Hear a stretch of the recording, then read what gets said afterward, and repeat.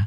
Jadi mungkin ke depan bakalan sebagian besar menggunakan Chromebook dengan Chrome OS, yang ini merupakan nuansa baru bagi saya. Nah, tetapi bukan berarti saya 100% pakai Chromebook ya. Nah, bukan, saya fleksibel aja. Jadi asalkan bisa membantu pekerjaan saya menjadi lebih ringan sih, ya saya pakai gitu kan. Nah, untuk paket laptop Chromebook yang saya dapat, Chromebook 4 Samsung dengan warna platinum titanium, made in Vietnam.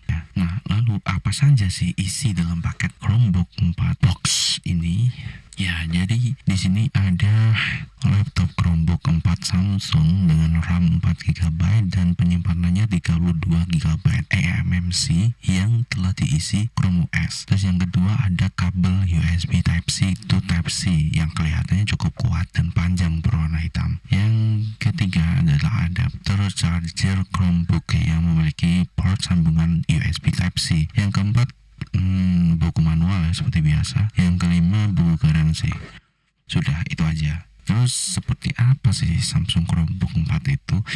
Nah, ini dia. Mungkin udah banyak gambar yang berseliweran tentang Samsung Chromebook 4 ini, terutama di materi promosi kan. Lalu bagaimana penampakannya secara langsung oleh konsumen? Nah, ini dia, saya adalah konsumen. Jadi ini adalah Samsung Chromebook yang saya dapatkan. Ternyata dia ketika ini dibuka teman-teman, dia langsung nyala ya. Ingin mengaktifkan Chromevox, pembaca layar bawaan untuk Chrome OS. Jika iya, tekan tombol spasi.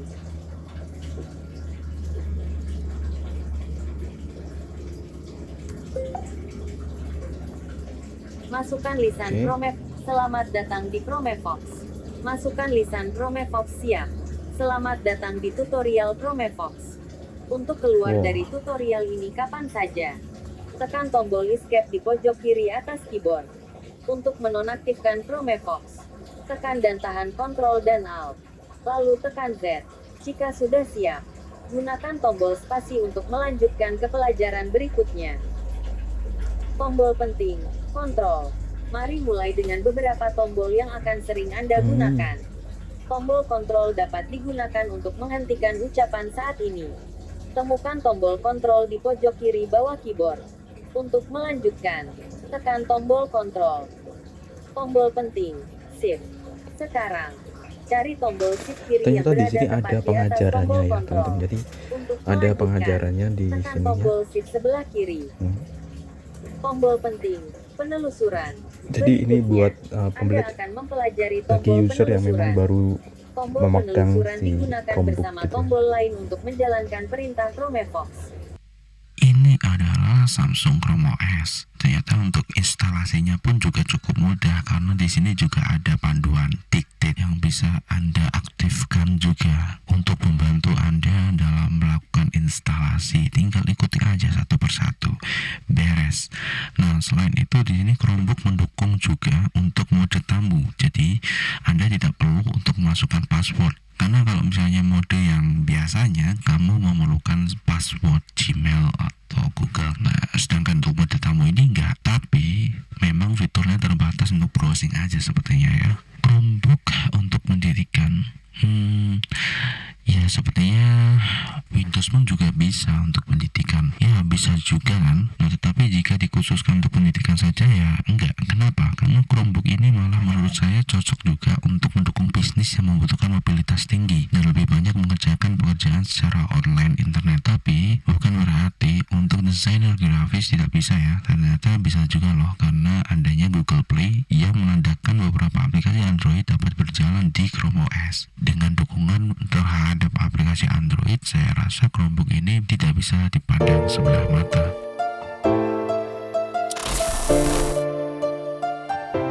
Karena banyaknya aplikasi Android yang sudah canggih-canggih ya, bahkan bisa juga buat ngedit video. Oh ya, sebagai informasi, KineMaster sebagai software editor video populer di Android bisa juga dijalankan di Chrome OS loh. Saya udah coba dan cukup lega tampilannya. Chrome OS pun bisa install Pixel Lab yang merupakan aplikasi desain grafis yang cukup digemari di Android, tentunya dengan tampilan layar yang lebih lega. Cuman saya menemukan masalah untuk bagian pengaturan efek dan berbagai tool lainnya yang sebenarnya penting banget, tapi tidak bisa berjalan dengan baik di sini. Entahlah apakah nanti kedepannya ini akan diperbaiki atau tidak. Cuman jika konsen ini kedepan diperhatikan sehingga nantinya Android bisa X sama Chrome OS, ini akan banyak menarik perhatian. Bisa multi device, smartphone, laptop, tablet. Jadi ekosistem teknologi yang cukup kuat ditambah dengan beragam cloud computing yang cukup mapan. Jika Anda beli aplikasi Android, nggak perlu keluar duit lagi untuk dijalanin di laptop. Kan enak.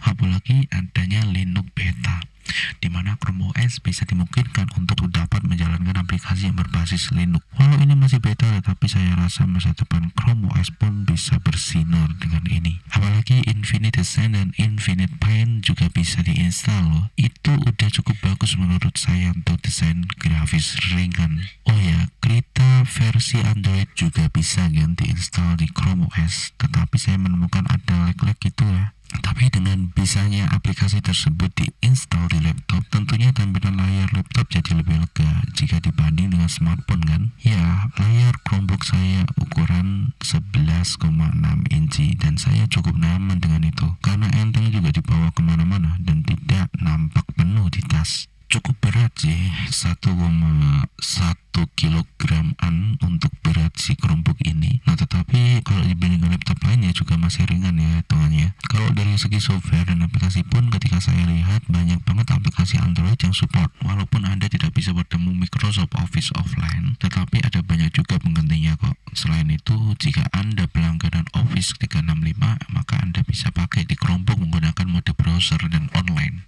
Jadi Chromebook ini bisa digunakan tidak hanya di dunia pendidikan, melainkan di dunia bisnis yang dijalankan secara online di browser maupun aplikasi pendukung bisnis seperti Google Keep juga bisa, asalkan yang tidak terlalu berat ya, dan pekerjaannya bisa tercover di Chromebook. Kan ada ya aplikasi keuangan misalnya yang hanya bisa berjalan di OS Windows yang membutuhkan database khusus, kecuali jika itu bisa diakses secara online. Saya rasa banyak device yang mampu. Kuncinya sih untuk pekerjaan komputer yang ringan karena prosesor Chromebook ini Celeron Intel. Di Chromebook ini dapat bertahan hingga setengah hari. Berbeda banget dengan laptop pada umumnya. Tak perlu khawatir cari colokan karena baterai yang boros, karena memang arsitektur laptop ini dirancang untuk hemat energi. Irit ya, seperti halnya smartphone. Jadi kalau menurut saya sih Chrome OS plus Android itu udah powerful. Apalagi Chrome OS plus Android plus Linux is super ekosistem. Apakah bisa ya kan? Bagaimana menurut Anda jika itu benar-benar terjadi? Ya, ini sudah terjadi ya. Android bisa diinstal, Linux juga bisa. Ya, penyimpanannya kok dikit gitu ya. Ya, tak bisa dipungkiri bahwa perangkat yang saya beli ini memiliki penyimpanan yang terbatas. Malahan lebih banyak smartphone saya. Penyimpanan Samsung Chromebook 4 ini memakai eMMC atau Embedded Multimedia Controller yang memiliki kapasitas 32 GB dan sudah terpotong untuk sistem sebanyak 13 GB. Awalnya sih saya pikir dikit amat nih mah, ntar install beragam aplikasi jadi penuh. Ternyata enggak.